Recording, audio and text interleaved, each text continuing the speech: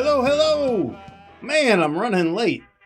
It seems like everything needed an update. I thought, well, I've got this down, right? So I went and I turned on the computer and yeah, no, that needed to be updated. Everything needed to be updated, and it took forever to get to where it was working again. Had to resize things, and so hopefully we won't be glitching. It looks like you guys can hear me and see me. Hey, Komorowski. Hey, Ruby. How's things going? I was talking to Ignacy. Actually, Ignacy just posted a video about Neuroshima Hex app, and he was talking about the development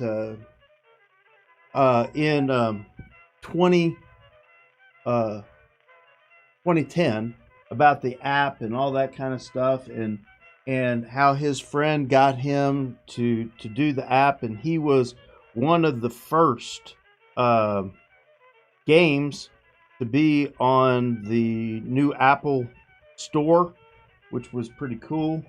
But you know, since then his friend's company fell apart, and he couldn't get support, and they got the software, and then they were trying to redo it and trying to figure out how to make more product, and they just couldn't. They were just struggling with it, and so they wanted to start over, and so that's what they've done. But I have confirmed, yeah, second board game in App Store, that's right. And I have confirmed that they are actually going to make sure that if you have Neuroshima, the old version, you will get the new version. They're also going to honor the armies too. So if you have the old armies, and when they release these new armies, if you used to have those armies, you get them again. So there's nothing to complain about. So I'm just happy as a lark right now. So we'll have our new app, which we can develop, and it can continue to get better. So nothing says that anything has to be completely done. I think it's completely playable as is. Could it get better? Could we make improvements to it? 100%. Once we open it up to where we're playing each other online and stuff like that on a regular basis, I think that will be that'll be unique, right? That'll be unique. But it also may create more problems, so we'll need more updates and things like that. Anyway, I'm just looking forward to the whole thing. I think it's going to be awesome. So we don't have to just play the AI. We can play each other online, which is amazing. So because here lately, man, I don't care. This is the new AI. They promised me that it was going to kick my butt, and I've done surprisingly well. Now I say that, and I'm about to play. You know that ain't going to necessarily work out right. I have played a few games this week. Some old favorites like Ethnos and things like this. I actually played Gizmos. It's been a while since I played Gizmos. But we're gonna be talking about this old Terraforming Mars Ares expedition, and we've got the Cascadia game. So we'll be talking about that after we do our playthrough of Neuroshima. So let's hit the game. Let's get playing.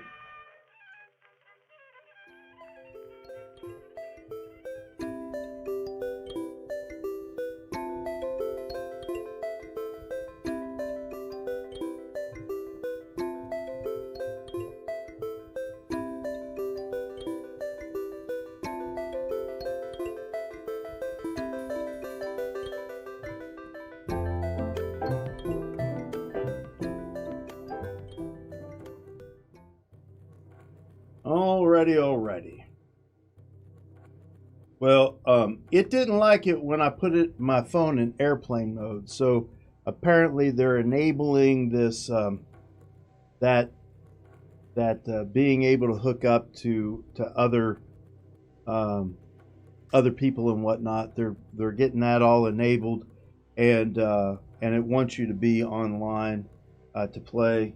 I don't know. I have to mess with it because I just ran into that. I don't know if it was trying to do an update or what it was doing, but it said something about Moloch has interrupted my gameplay. It's looking for a network connection. Don't know. I'll mess with that some more. We'll do some troubleshooting on that. I do like to play Neuroshima, like if I'm on an airplane and I'm flying from point A to point B, which I did recently in North Carolina, and just being able to play Neuroshima while I'm on the plane is a cool thing. So hopefully we won't have to have a network connection all the time to be able to play against the AI or whatever, but maybe something's up there. We'll figure it out. So what I'm going to do now is I'm going to create a game, and we're going to create the infamous question mark versus question mark. And the question mark, the AI player number 2 is set to hard. And I'm set to captain. So here we go. That seems good.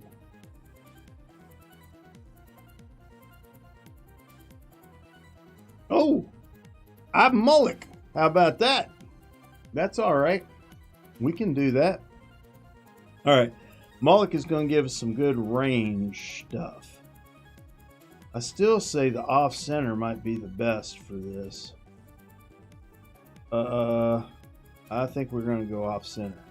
Well, hold on a second. If I'm Moloch, we got well, if he's outpost, that might change my mind a little bit. I don't know what he is. Is there a way that we can find out what he is? Is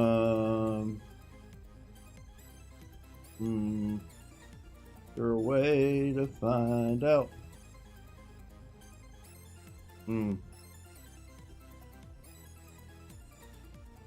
Oh, that's not what I'm doing. Back. Okay. There it is. All right. Back to it. So he's Borgo, and that would be, he would want to be next to me. If I put here, I still want to put it, yeah. I mean, I'm giving him more areas for him to attack me with melee, but I want to be able to get that extra shot to him. So let's see what we can do. And I'll show you what I mean by this. Yeah, we don't want to push. Apply unlucky rule, yes. And I really like how that asked me. Wow. Okay, I just went through a few. All right, here we go. So this, by the way, can we unlucky it? No. All right. So once you say apply unlucky, then that's it.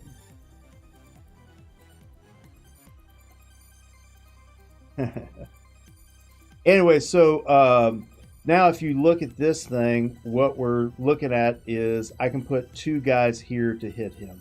So it's not the optimal thing, but at least I've got 2 places that I can put guys to do extra damage. If I would have put them in the corner, I would have had none.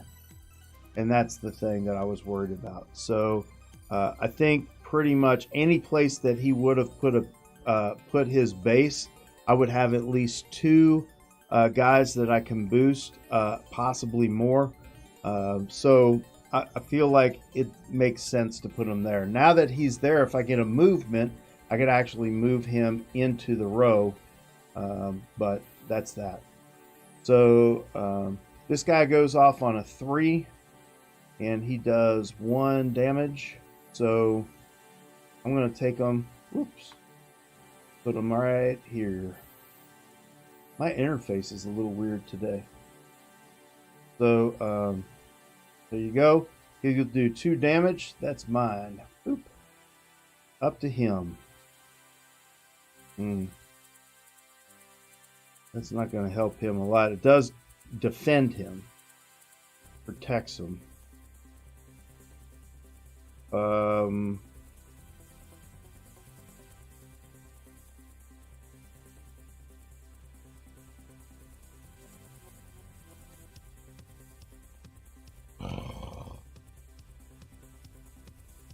I think I want to put that 3 down.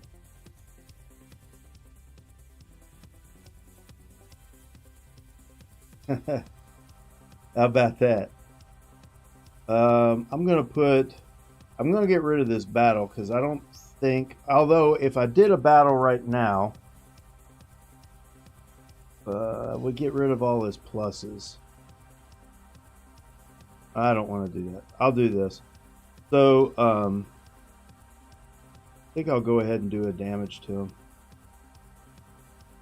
Or better yet, we'll do this. And I think that's going to ultimately help protect me. We'll do it this way. And that will get 2 damage on this guy, so we'll knock him out. Unfortunately, I can't shoot over him. We got this guy who goes off on a 2. So if I put him there, or we'll put him this way. So I'm shooting next to me because he's Borgo, so if he wants to attack me, he's going to put guys here. So I've got this guy hitting here. I've got this guy hitting there. And this guy's going to get a +2 to both of his. So he will, this guy will get knocked out on a 3, and this 2 will hit that base and do 2 damage. So that'll be good.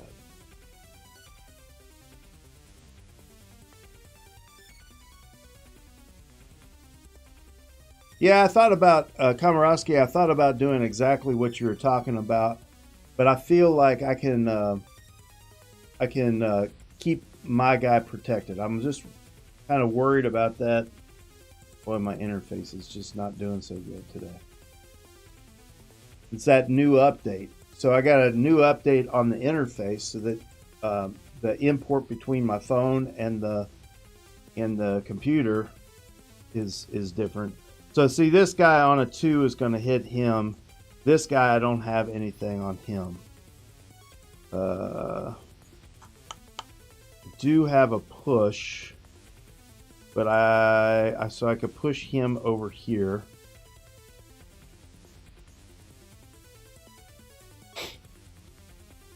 That's about all I got.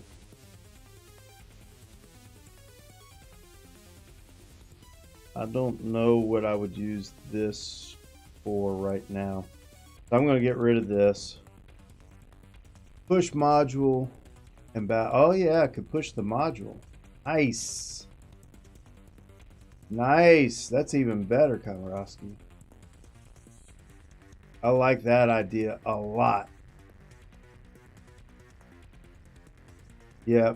You know, the other thing I could do is I could push the...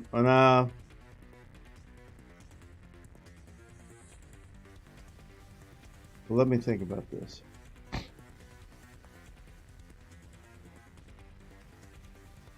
was thinking about not battling because we'd just be even. I don't like being even. It's going to be 2 or it's going to be 4. I don't like being even. Let me do this. I know this isn't optimum, but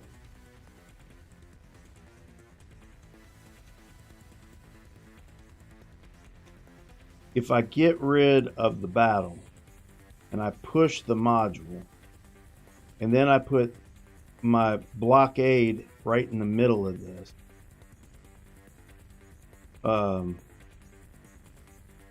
that would be able to decrease his ability to get me. I'm trying to figure this out. Hold on. I don't like being even. That's the only thing. It's like I would be 2 versus 2. If I get rid of this guy, push him over here, he get rid of one of my guys, I get rid of one of his, but I will do 2 damage to him.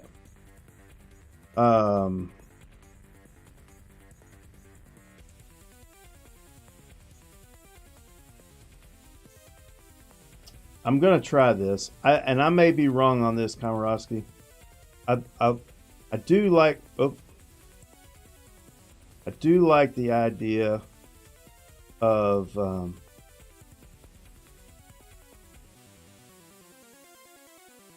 that moving that module. That made a lot of sense. Here, that's not going to help. None of that's really going to help. It doesn't matter which way he faces, honestly. So we'll just do that. Doesn't matter. Let's see if I did a boneheaded move.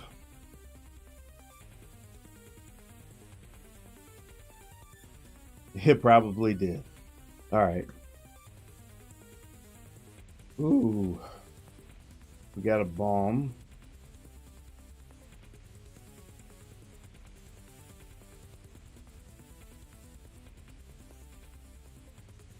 That goes off on a 1. I can't get him a plus.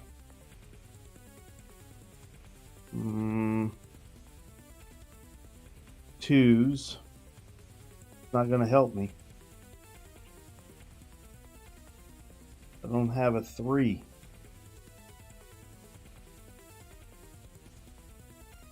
I don't have a 3. Ugh.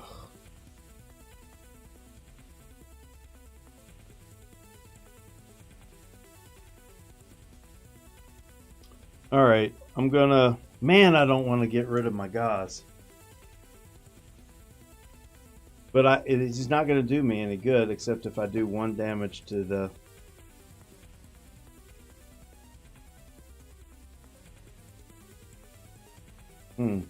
All right, so I could shoot the gauze and shoot this guy here, or I could shoot across this and I kill both of those guys, but it'll be after they've already done damage, so my base would do damage to them, so that doesn't make any sense. I do need to take that guy out, and I can take him out on a 2.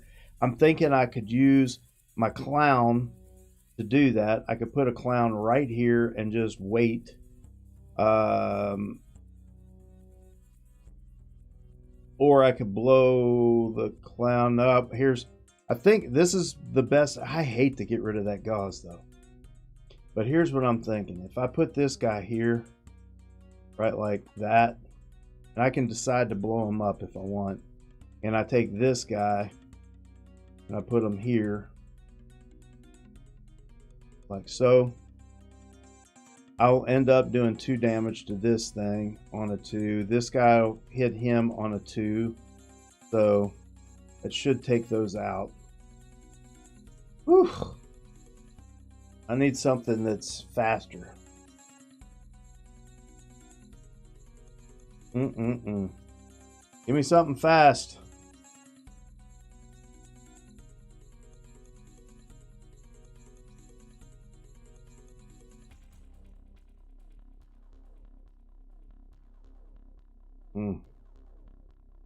Man, it doesn't look good for me.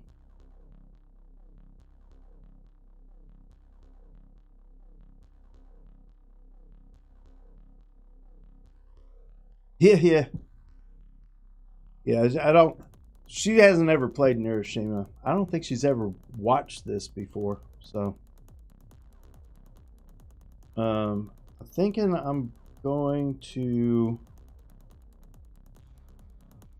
He's going to go off on a 2. All that happens at one time. Doesn't matter. I got this 3, but I can't get to these guys. I can shoot the 3 here. But that's just a double kill. If I could get that. If I could get in here and shoot the 3 that way. I don't have an angle. I don't have an angle. The best thing I got is to shoot the 3 this way, but that's just going to kill this, which is going to get killed anyway. So maybe shooting the 3 this way makes the most sense.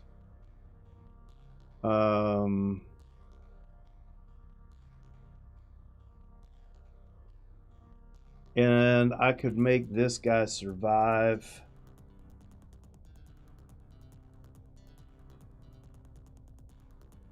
Or make this guy survive.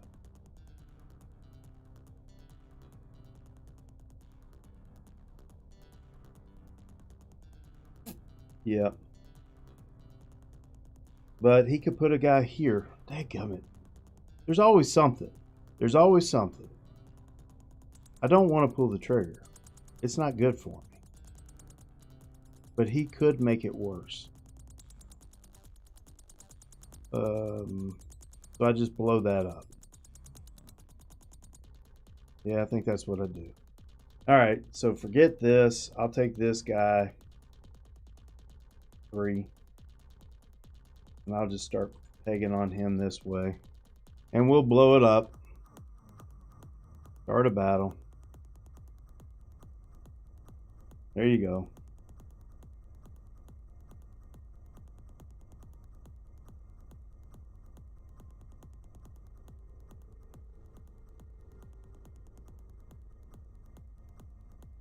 What else can you do? Initiative 2. Your move. Use explode. So that would get him. It doesn't really matter. Use explode. Nope. We don't have to explode. It doesn't really matter because explode or not explode, it all happens.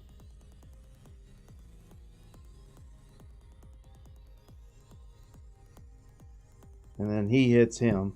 So there's that.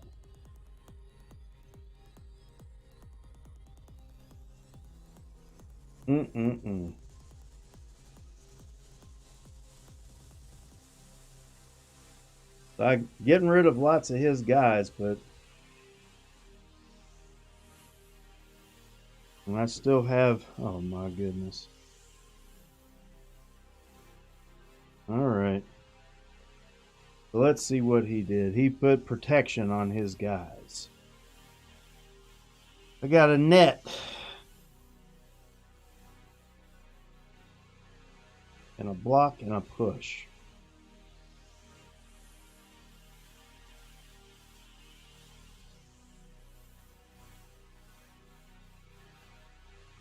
I can push him here and net him. That's about all I got.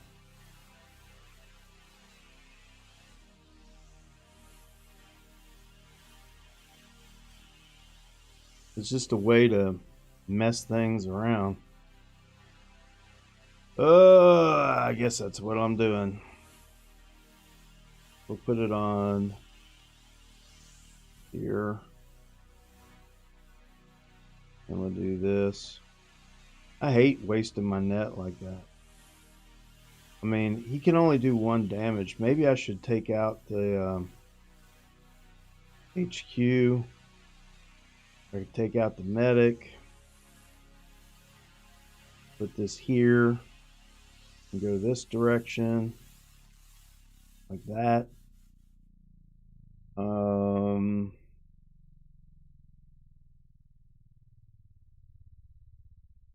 This is where he's going to put all of his guys. That's what I'm... So maybe it makes sense to do this because it'll block him from getting that plus.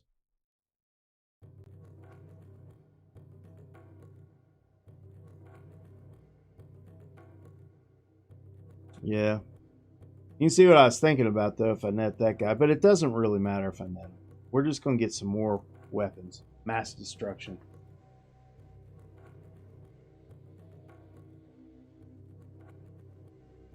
Alright. Let's see how bad that is. Alright, he's going to do 1 damage here on a 3. We're going to do 2 damage to him. He's going to do 1 damage here. I've got a bomb.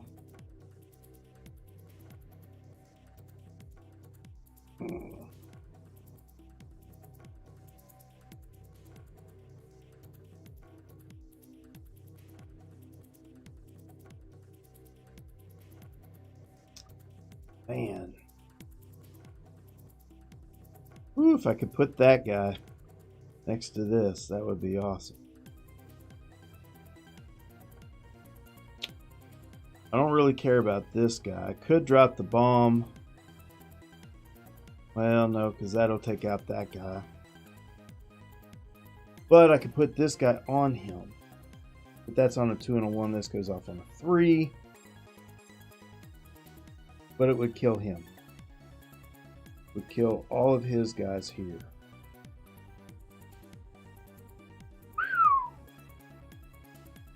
So I think I get rid of the plus. You got any opinion, Komorowski? Because this is... So we could take the bomb and drop it like that. Now it's going to take out one of our guys. But we can quickly fill it with a guy who does even more damage. But we don't have anybody to ensure that, you know, that line of fire. And he could quickly put another blue guy right there and mess us up. So, and, you know, you can't put it on the edge like this. You're not allowed to do that. So you have to put it in here, which is, no matter what we do, it's going to kill some of our guys. And this kills all of his guys. One of ours. And I think it gives us a distinct advantage.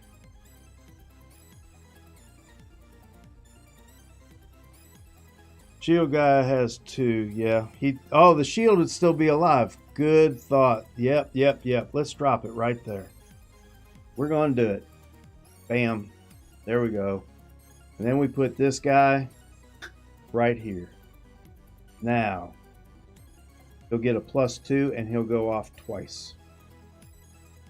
I like it. Oh no, he's got another net.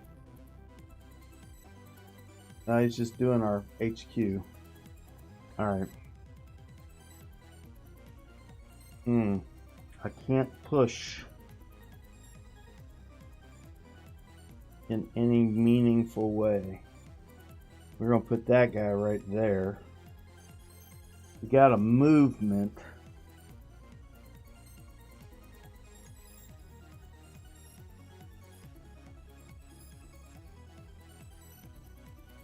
We can move this guy here, which is not bad. So we get rid of the push, because the push isn't going to help us. And we'll do movement, and we'll move this guy right here. And then we'll take this guy, put him here. Now it looks like we're doing something good.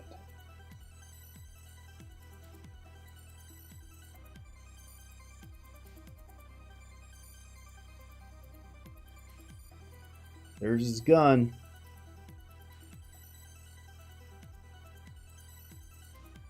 All right. We got this 3, so that's good. We can't save him. Damn it.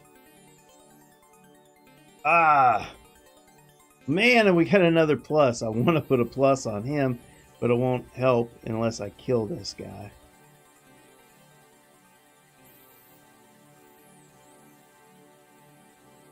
Buff 2-1 guy. Yeah, I want to buff the 2-1 guy, but see, the problem is this 2 guy. Oh, but I could kill him with the 3.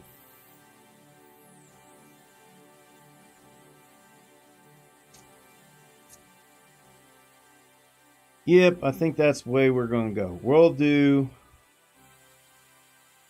get rid of this.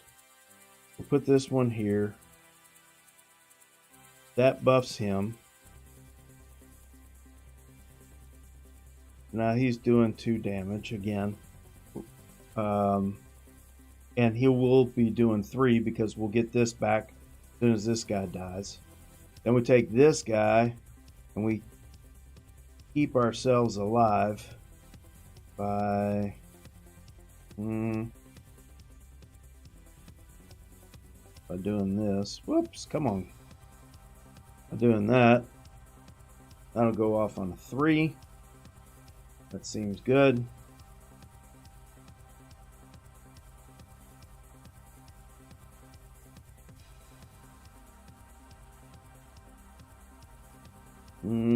He's going to take out her buff. Dadgummit. This guy's on a 2.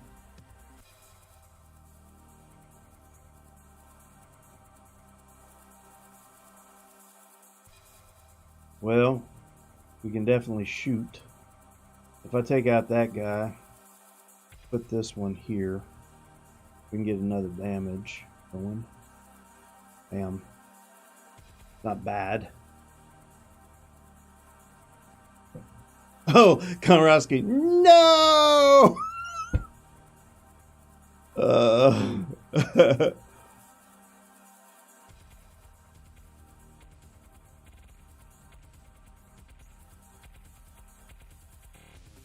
2 damage into HQ. Oh, I got you.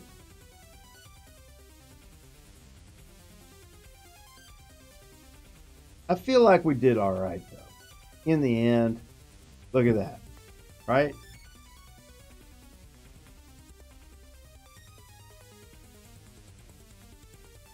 He's got a hand grenade and nobody to throw it at.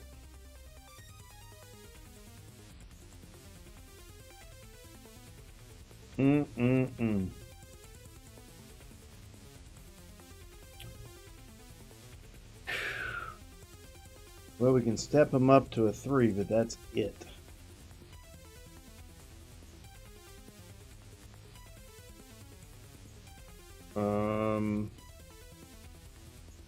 Man, we got no movement.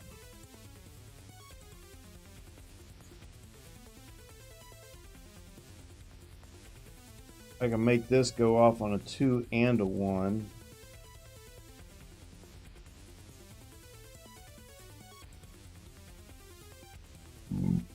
He's going to do 3, 4 damage. He's going to take out this guy. There's, well, no, he's only going to do 1. Then I'm going to kill him. Then I'm going to, okay. So I could still buff him. No, because this is going to hit him. Never mind. He's only going to hit him once. I can make it a 3. So if I made him a 3,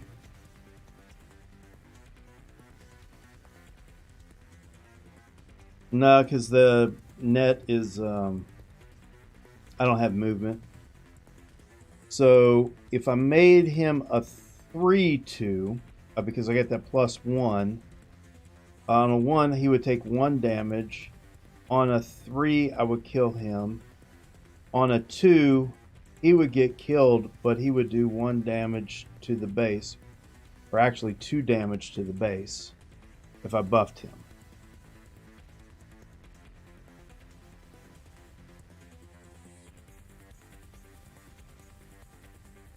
And I like this, but it would make more sense to put this guy right here and do extra damage, like taking that guy out and things like that. So I think actually I'm going to get rid of this buff, put this buff, I think here, like that. I could put it here like that. That's not bad, right? And then put this one like so. So he would go off on a 2. Whew. The middle one is 3 or 1. So it's 3/2. What I'm thinking. That seems good to me. I don't know what. I'll wait a second, Komorowski, if you've got an opinion, but I feel like that's pretty good right there.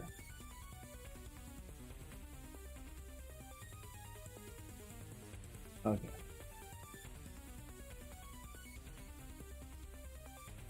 Oh, look at that. He decided to change his style. Okay. That's fine with me. I've got a whatchamajiggadoo. What's that called? I don't even know. A thing that kills people. No, that keeps people alive. A shield. Armor. Alright, I've got this. This guy's going to shoot him. This guy suddenly is going to survive. Until the 2. Now I've got this buff. This is my last buff. I could put it on this guy, which would make this guy not be able to shoot him and kill him. But he may turn it this way at this point. So it may make sense to put this here to shield, because if he turns this towards that,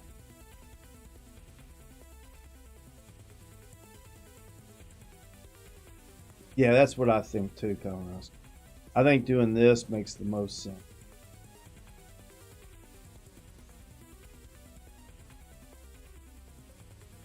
Yep.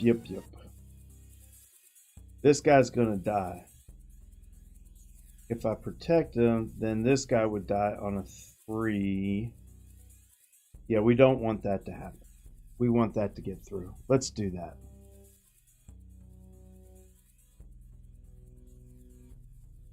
There we go. That guy's dead. I hate that that guy died. But it's alright. Now, there you go. We got 3 damage on him. He got 1 damage on me. 1 damage on that guy. Alright. There you go. There you go. Cool. Well.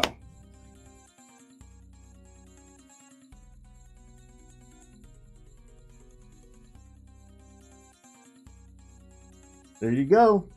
10-6. So that was a little more competitive than the last time. Well, you know, board goes pretty hard. Trying to get those melees in. Rough. But he does have those 2 nets, which are amazing with the 3 damage. So cool. Well, there you go. That's a pretty good game. Thanks, Komorowski, for your help, as always. I think, well, what we need to do is just talk about what I've been playing. So we got 2 games to talk about. Let's talk about that.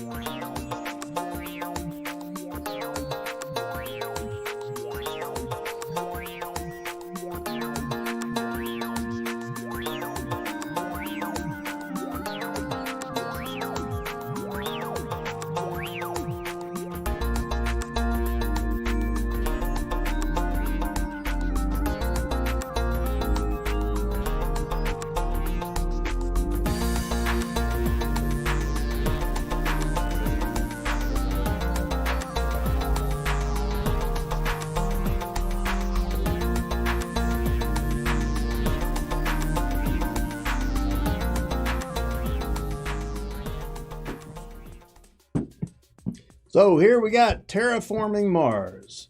Now, not too long ago, I got the Terraforming Mars Kickstarter in with the 3D and all that kind of stuff. It came in. And heck, it hadn't even hardly been a month. And now here we go. We've got the new Terraforming Mars, basically the card game, which is the Ares Expedition. Terraforming Mars card game. So it's still Stronghold Games. It's a nice box, nice cover. I like it.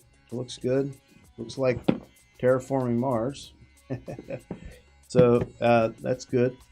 I got with this. I ended up getting. You can play 4 players with it. I ended up getting these play mats, and it's just a way to sort of keep things around organized.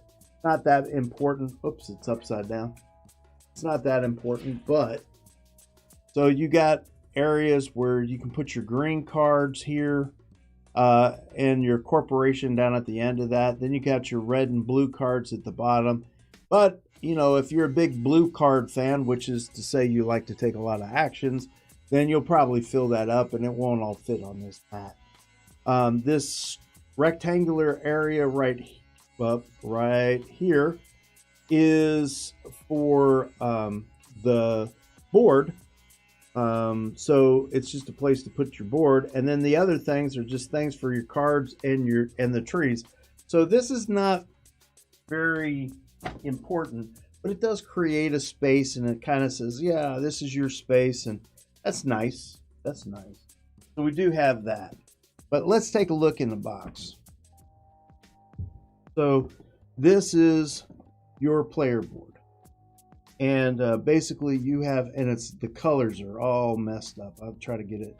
So it's yellow and sort of orange and green, right? So anyway, this is your mega credit production to produce mega credits, which are used to buy the cards.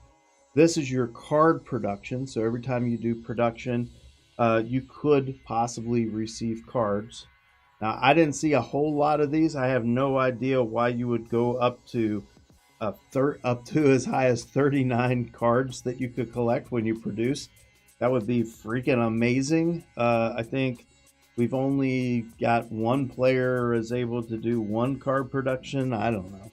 So, and then you have your heat production. So in this game, instead of having energy production that then provides you with heat when the energy moves over, this is directly heat production. So a little bit different than Terraforming Mars in that regard. And then this is your production of plants, which is, you know, the same as before. You produce plants, and then those go here. But then this is a difference. So this is the steel and titanium production. And the difference here is that you don't actually produce it and you have those cubes and then spend those cubes. It's your production value is how much discount you get when you play cards with the steel or the titanium tag on them. So if you have 1 steel, you'll get -2 on steel cards. And if you have 1 titanium, you get -3 on titanium tagged cards. And that's referred to right here. It tells you that. And then these are your basic actions down here that you can take. So spend 20 to build a forest, and also raise your oxygen by 1 because you built a forest. And this is pay 14 to get the temperature up. This is pay 8 plants to build a forest and increase the oxygen by 1. 8 heat to produce 1 temperature up. Pay 15 to flip an ocean. And this is a different idea. The flip an ocean, so you're not actually placing ocean tiles. You're not actually placing forests. You actually get a forest tile. So the way to think about this in this game is when you build a forest, not only do you get a terror rating because you increase the oxygen. So anytime you increase the oxygen, the temperature, or create an ocean, any one of those 3, your terror rating goes up, which is to say your points go up. You get a point.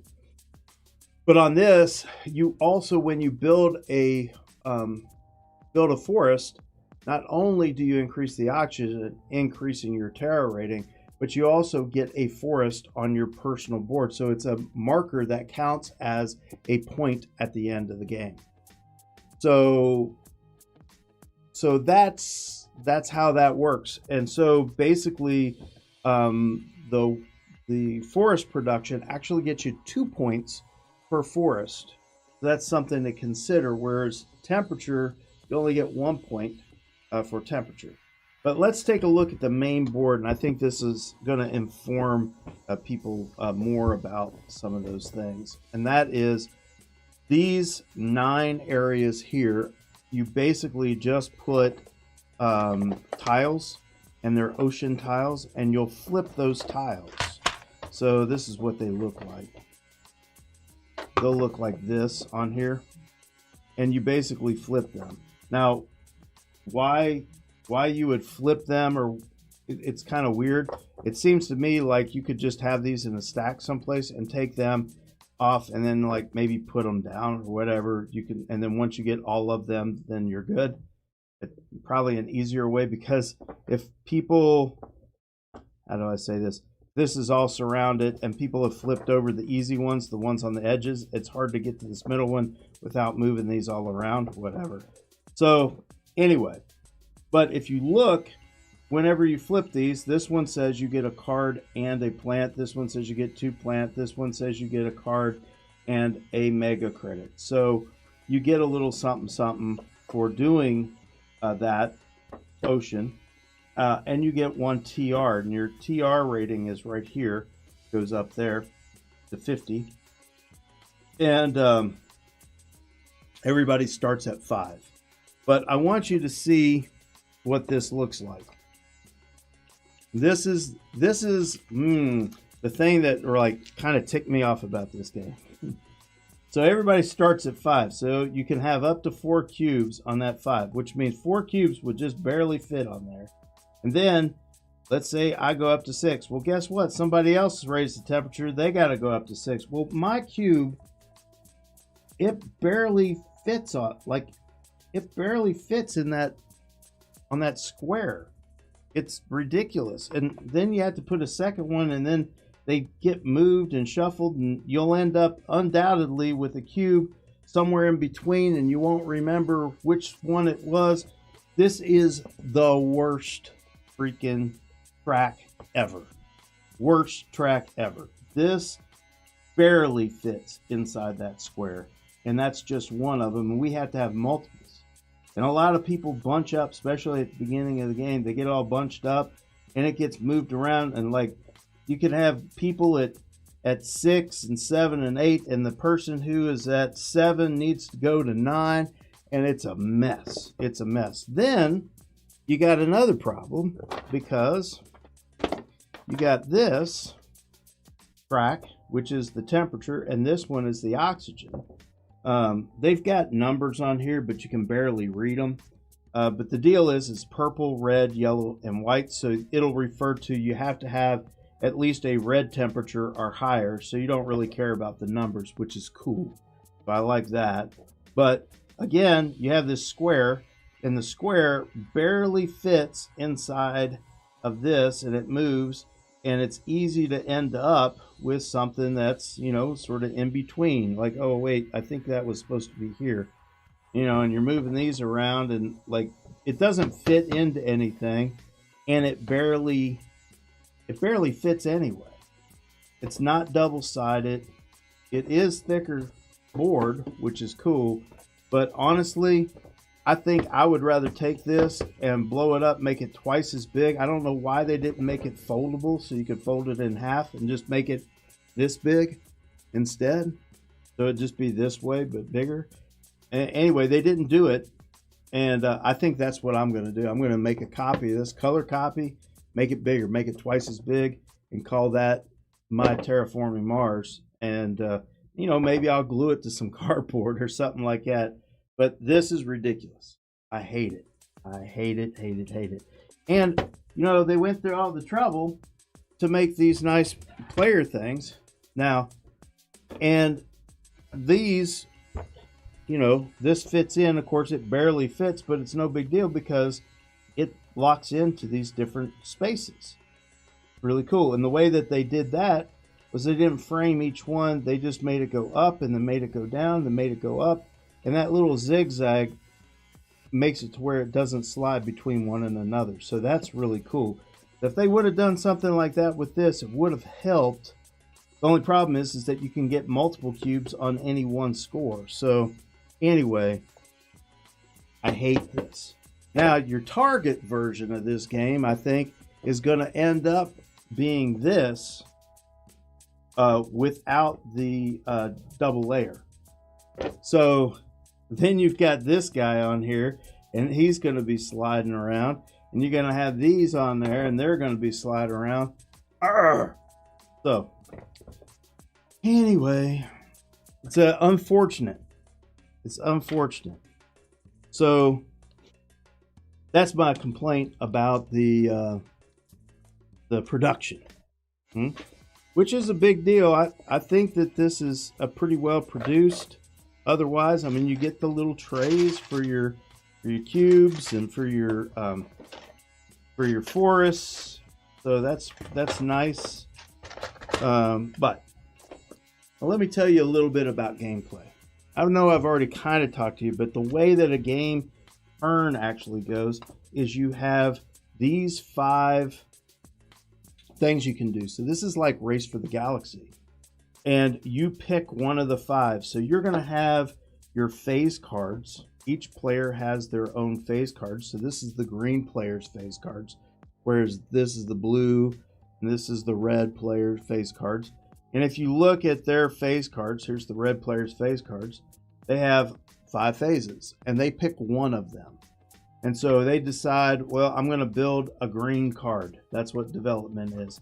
And it says everybody gets to build a green card, but because you played this card, you pay 3 less mega credits for when you build that green card. So that's that. So you'll play this down. So everybody plays a card, then we flip them over, and whatever is played, everybody could play that one green card, which means everybody gets to build a green card and pay 3 less. That's it. Everybody just does that one thing. But you could end up with 3 or 4 different actions you take, and everybody takes the top action, and the person who played the card gets the bottom. So that's nice. That works out really well.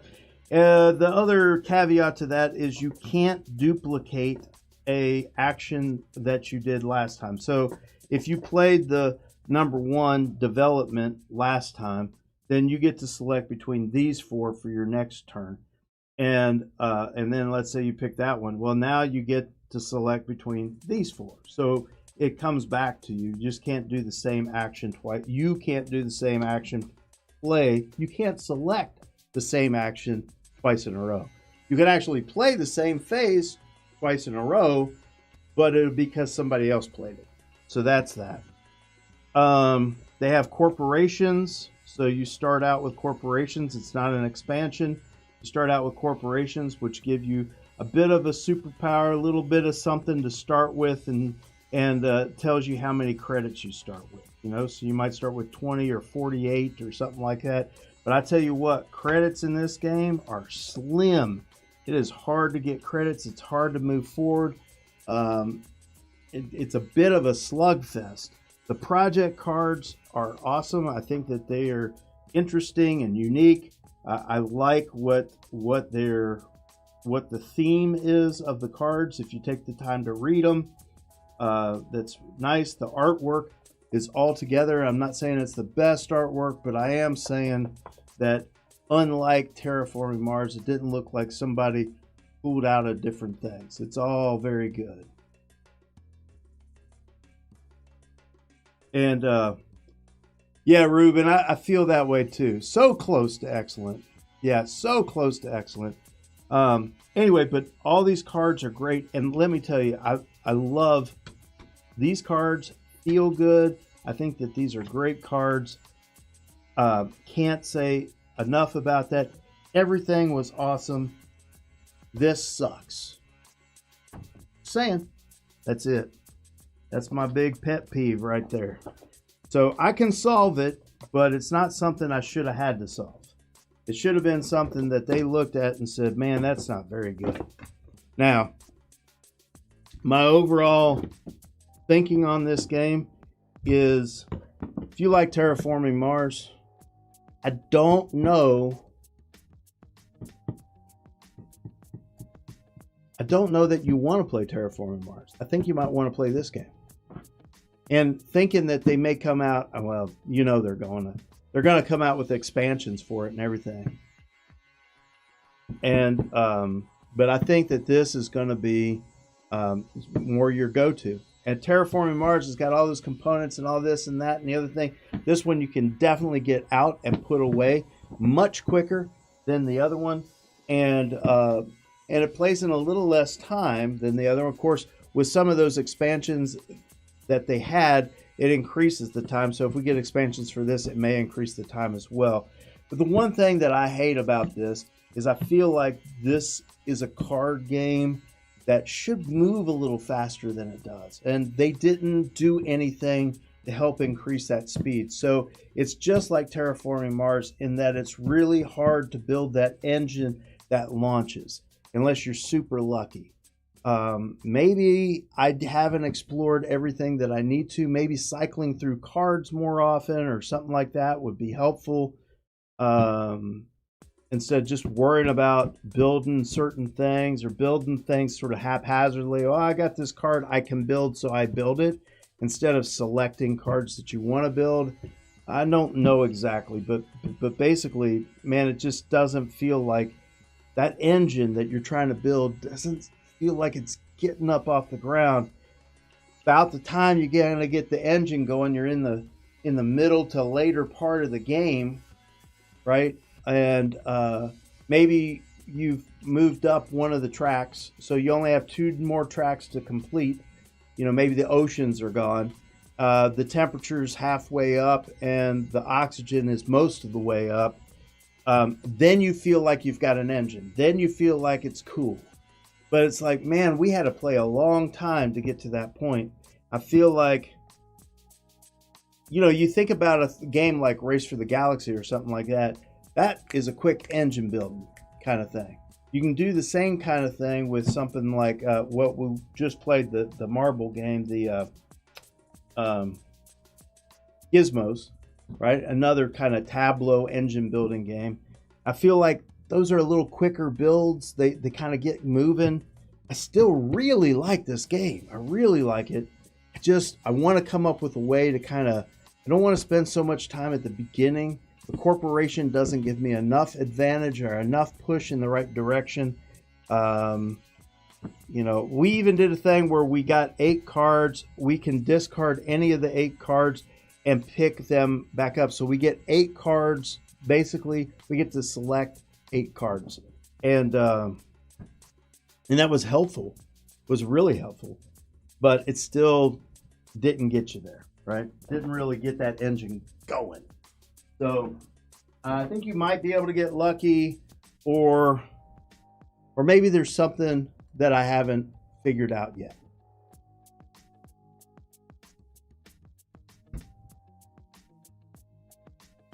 Yeah, Ruben, you would think that would be the focus. How do you boost the starting speed? How do you get past that very first beginning so that you're on a path and you feel like you've got the beginning of an engine?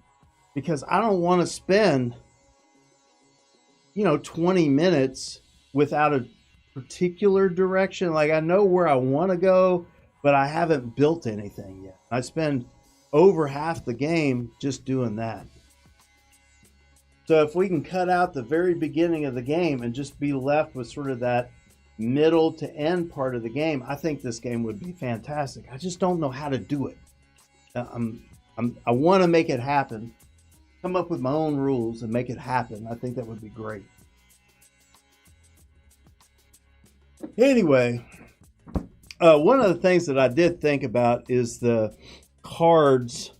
They're interesting because your cards give you 3 money. You can discard any card to get 3 money. So maybe that card production, maybe give everybody 1 or 2 card production so that the cards are churning. And if the cards are churning, I think that would help. The problem is that one of the phases is to do research to get cards, right? So why would you do that when you could just do production? And except that you can't do production twice in a row necessarily. So you could do production a card. Maybe you make the card thing a little stronger. I don't know what it is, but anyway.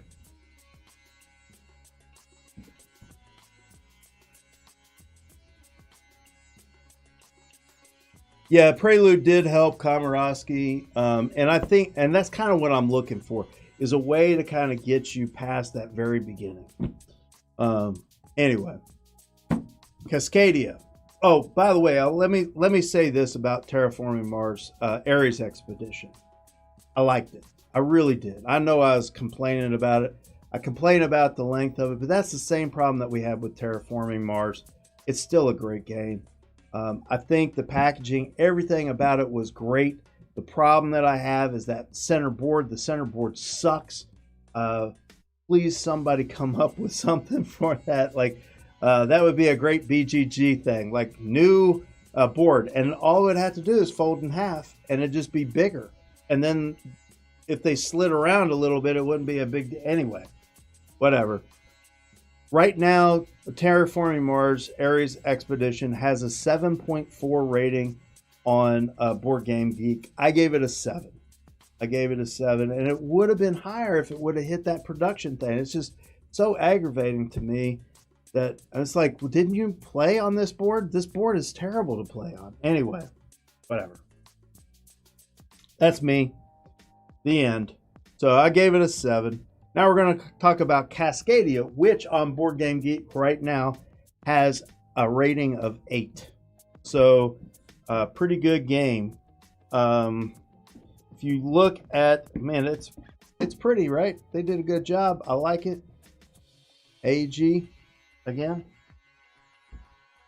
And look, you got this nice cloth bag. You've got one of those trenches for the tiles, which is nice.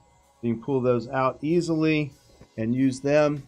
And the tiles have like a topo on one side, and then the other side actually has the terrain on it. So you have all these different terrain. And basically what you're doing, just so you know, you have 5 different types of terrain, and you try to line those up if you can. If you don't, it's fine. You can put it like this. That's fine. But if you line it up like that, where the woods are touching the woods, then when you say, okay, let's count up your woods points, you look at the largest group of woods you have on your board that you've built with these tiles. Each player builds their own board.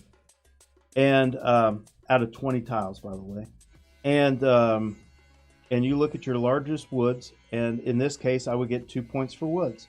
I would get 1 point for water and 1 point for wetland, because that's my largest wetland, my largest water, right? But we get another one of these. Hey, I could put that there. That gives me 2 wetlands, and so on and so forth. So that's the simple part, right? Now the next part is, you'll notice these guys have animals on them. Well, those are the animals that can live in this area. So the only thing that lives in this area is this salmon. And this one is a special tile. If you put a salmon on there, you get a pine cone. And these pine cones give you a power. We'll talk about that in a minute. But if you, all these there's special tiles that just have one thing on them, like this. Here's an eagle, and if you put an eagle on this one, you'll get a pine cone, right? So you can get those, fulfill those, and get that. So you get a special pine cone, which gives you special ability. Everybody starts out with one of these, and then you build your board around it. So you have all the terrains. This is a mountain, water, plains, wetland, and a forest. Right? This is a mountain, forest, wetland, plains, and water. Right? So they're all different, but they all have all the groups, all the terrain. Now here's the way that this works. in order to score with these animals, you have to build them in a certain pattern. Well, foxes are probably the hardest. Let's just talk about, here's a salmon. So this salmon is, you put them in a row and have no salmon touching the salmon in that row. So you can't have forks in your salmon row, right? But for every salmon you have in a row, you'll say, oh, I have 3 salmon. Well, then you'll get 9 points. If you have 5 or more salmon in a row, you'll get 17. So 5 is the max. Once you get 5, then you can start building some salmon someplace else. Just don't build it next to these, right? So that's how that one works. This particular elk says that if you have 1 elk by itself, you get 2. If you have 2 elks touching each other, you get 5. If you have 3 elks touching each other in a straight line, you get 9. If you have 4 in a straight line, you get 13. But they have to be in a straight line. And so that's what you're looking for with this elk. Now the thing is, I could pull out another elk. And this elk says, so on one game we could do this, on another game we could do this, which says 1 elk gets you 2 points, 2 elks get you 5 points. That's exactly like this one. But then instead of in a straight line, getting 9, it's any 3. This one's any 4. So this one is harder to do than that one, right? And this one is the fox, and it says, hey, you got to have pairs around the fox. This one's an eagle. It says as long as there's not another eagle around them. So all of them have different possibilities for scoring. You got bears, you got eagles, you got foxes, you got elk, you got salmon. So so then you'll score those 5 animals, 1, 2, 3, 4, 5. So each one of them you'll get a score, and then all the terrain you'll get a score. And by the way, if you have the largest terrain of all the players, so like if you look at woods, and in woods you have the most, this person had 3, this person had 5, so they had the most. In a 2-player game, you'll get 2 additional points for having the most. So that's that. Now the only thing that I haven't told you is when you play this game, the way that it works is you'll put out 4 of these guys, and then you'll draw from this bag.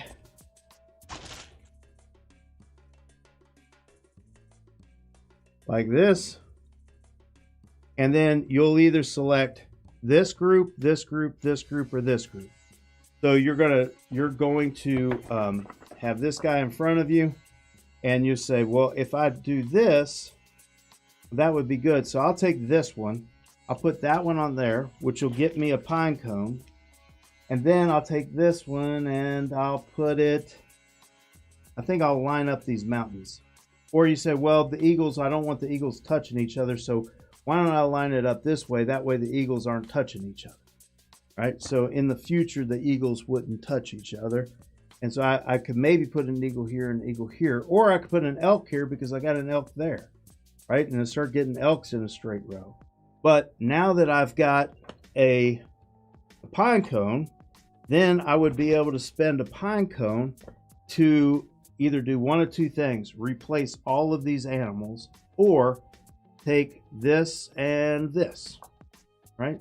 So then I could put that elk there, and then I could take this one and put it, say, maybe here, to build out more of these wetlands for whatever reason, and to help build my salmon or something like that, right? So that's what you're doing. You're drafting. The pine cones make it to where you can either replace any or all of the animals, or to draft without having those pairs. So anytime you can get a pine cone, that's cool. But at the end of the game, if you get a point for every pine cone as well. So if you haven't spent your pine cones, those are victory points at the end. So that's the whole game. And let me tell you, I like it. I like it a lot. I think that this game is pretty darn good. I enjoyed it. It was relaxing. It was nice and puzzly. There wasn't a whole lot of like take that or anything. I'm just working on my stuff, and I hope it's better than what you're working on. But basically, I'm trying to do the best I can, right? And that's all you can do. It's the best you can. And in the end, I gave this one a 7.5. Now they gave it an 8 on BGG, but I gave it a 7.5. And the reason I gave it a 7.5 isn't because it's a bad game. And I like the idea that you can trade out, like, oh, now the Elks score this way. So it's not just a locked in, this is the way that Elks score. But even if they score a little bit different, you're still doing the same thing, right? So the replayability is hurt a little bit. It's not killed, but it's just not awesome, right? You're kind of doing the same thing, and you'll enjoy it. And then after you've played it for like 8 times, you'll be like, yeah, I don't really want to play it again. You know, a couple of months go by, you say, yeah, let's play it again. It's a good game. It's not going to leave my shelf. I'm going to keep it. I'm keeping Cascadia,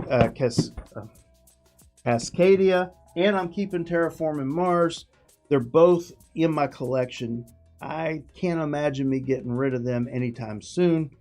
There had to be something that replaced them. I like these games.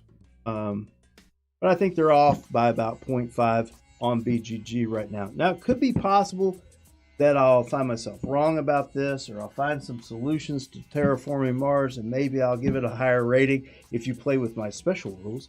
Anyway, but we'll see. We'll see. Anyway, that's what I've been up to. That's what I've been playing. So, I don't know if there's anything that you guys have been playing or anything that you guys are wondering about. But we are currently at Portal. We're currently making plans for the con. We're going to go to Gen Con, and I'm driving up there from Nashville, and we're going to have a big time. We got some new stuff to lay on you. I'm pretty excited about it. Guys are all pumped. So it'll be neat. Get some new things to look at and have a little fun. We've got an event. If you're interested in getting into that, we've got an event for $1 million script. We're going to have some board game celebrities there to be part of that event. So it'll be a lot of fun. You can sign up for it. I think it's like $2 or something like that to sign up for it. So if you're not familiar with that, Gen Con, basically everything has to cost you a couple of bucks, so that way people don't just sign up for everything and then don't show up. So they figure if we make it worth $2, then you'll actually show up. So that's the deal with it. I don't think anyone is doing it to get rich, but it does help Gen Con out. So anyway, I think that's all I got. That's all I got for today.